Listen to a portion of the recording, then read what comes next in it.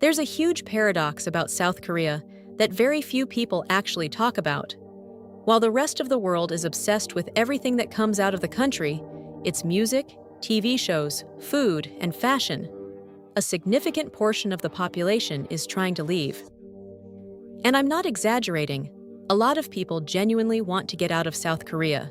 They're researching visas, learning new languages, and calculating how much money they'd need to build a life somewhere else. And these aren't just people who failed within the system. More often than not, they're people who came to understand how the system actually works and decided they no longer want to be part of it. South Koreans even came up with a name for it themselves. They call their country Joseon. Joseon was the name of the Korean kingdom that existed for centuries before modern Korea.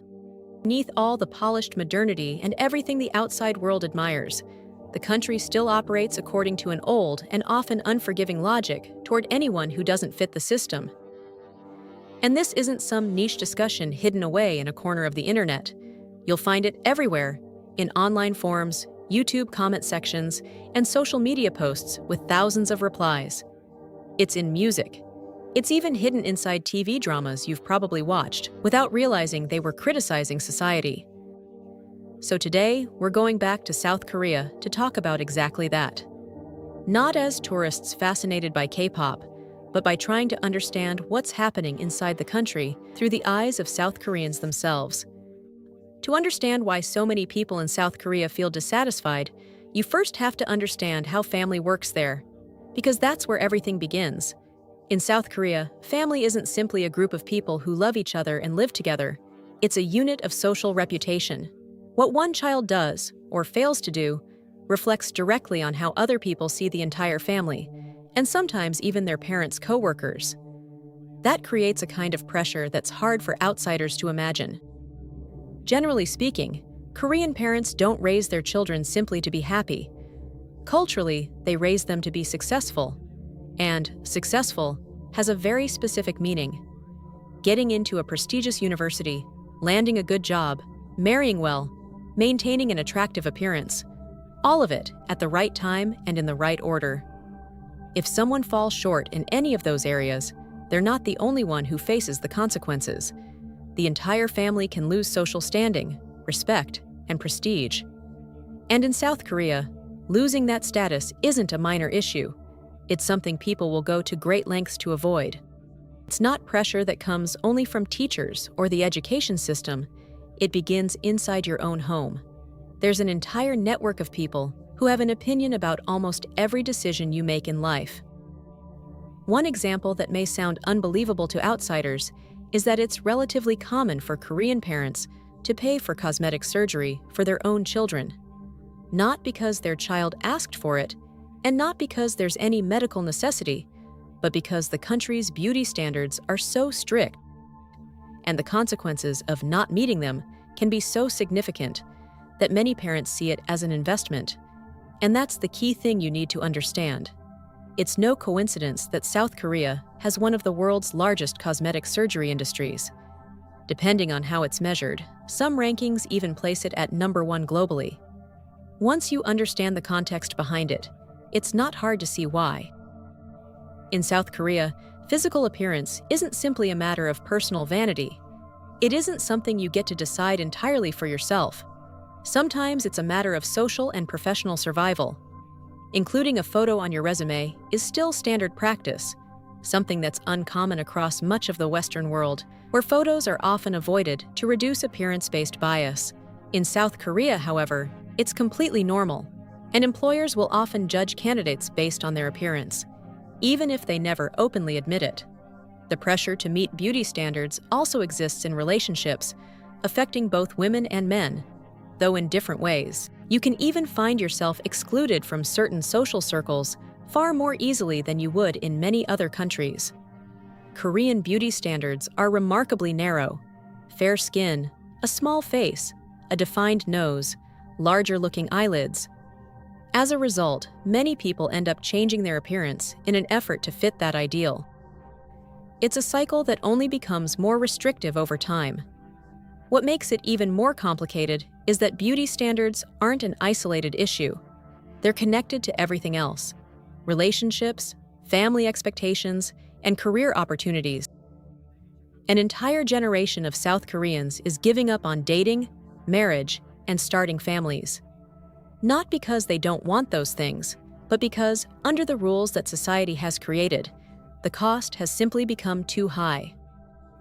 For men, the financial expectations are almost impossible to meet.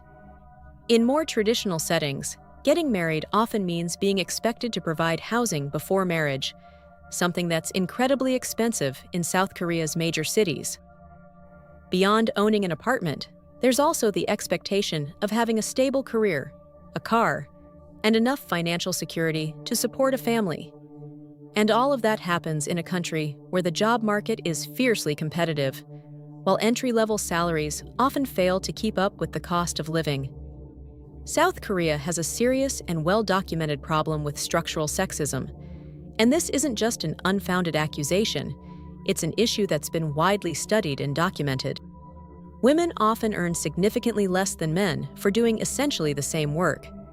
There's also a strong cultural expectation that after getting married, and especially after having children, women should scale back, or even give up, their careers. There are also many cases of domestic abuse and harassment that are often minimized or inadequately addressed by the system. In response, several women's movements have emerged, including the 4B movement, which I discussed in much greater detail in another video. Unsurprisingly, the debate surrounding these issues has become deeply polarized in South Korea.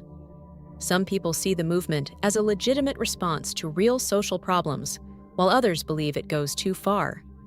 Many men also feel burdened by the expectations placed on them, though organized men's movements opposing those pressures are far less common. The reality is that this conversation is incredibly complex, and it's unlikely to be resolved anytime soon. What's undeniable is the outcome of all this. South Korea has one of the lowest birth rates in the world. In 2023, the country's fertility rate fell below 0.8 children per woman, far below the level needed just to maintain the population, which is generally considered to be around 2 to 2.1 children per woman. It's almost as if South Korea is slowly disappearing. If this trend continues long enough, the country will eventually face a severe population decline. And a large part of that statistic is directly connected to everything we've been talking about. People who looked at all this pressure society places on them and simply said, "No thanks, I don't want to live like this." So why is there so much pressure in the first place? A big part of the answer lies in South Korea's recent history. In the 1950s, it was one of the poorest countries in the world. Within just a few decades, it transformed into one of the world's largest economies. That didn't happen by accident. Millions of people devoted their entire lives to building the country into what it is today.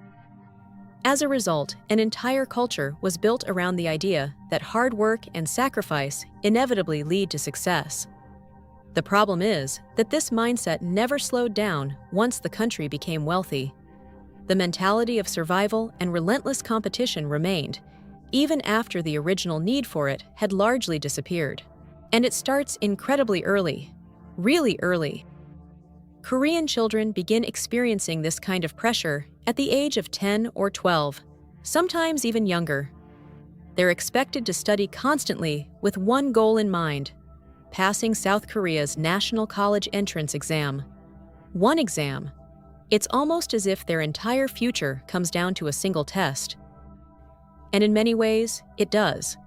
That one exam largely determines which university you'll attend, and that, in turn, has a huge influence on the kinds of companies that will be willing to hire you. From there, it's a domino effect. There's pressure throughout childhood at school, pressure at university, if you manage to get in, and then pressure all over again once you enter the job market. South Korea's work culture is demanding even by Asian standards, which are already known for being extremely competitive. Some employees stay at the office until midnight, not because they still have work to do, but because their boss hasn't left yet. Leaving before your manager can easily be seen as a lack of commitment. It's an exhausting way to live. And it's no surprise that many people are simply giving up and leaving the country. You might be wondering, if it's really that bad, why doesn't everyone leave? The answer is that it's not nearly that simple. Even within South Korea, there's a huge debate between people who experience the same country in completely different ways. Some look at the situation and say, "I've had enough, I need to get out." Others look at that very same reality and say, "Yes, it's difficult, but I've found my own way to make it work." You'll hear every possible opinion. Some people believe that anyone complaining is simply lazy, that it's just a weaker generation unwilling to work hard. Others think the way people are expected to live is completely unreasonable. And then there are those who focus on the country's strengths: affordable healthcare, safe neighborhoods, good food that's still reasonably priced, and the opportunities South Korea can offer. They believe that if you're willing to take a different path in life, you can escape many of the pressures the system creates. And then there's perhaps the most balanced group of all, people who recognize that both sides are true at the same time. They acknowledge that the system is incredibly demanding and that many things need to improve, while also recognizing that the situation isn't as simple as saying South Korea is uniquely bad. After all, extreme work pressure exists in Singapore, Japan, the United States, even Brazil. Sky-high housing prices aren't unique to South Korea either. These are problems that many countries are struggling with. There are plenty of other reasons we could talk about. This goes far beyond the issues we've covered today. But I'd like to hear what you think.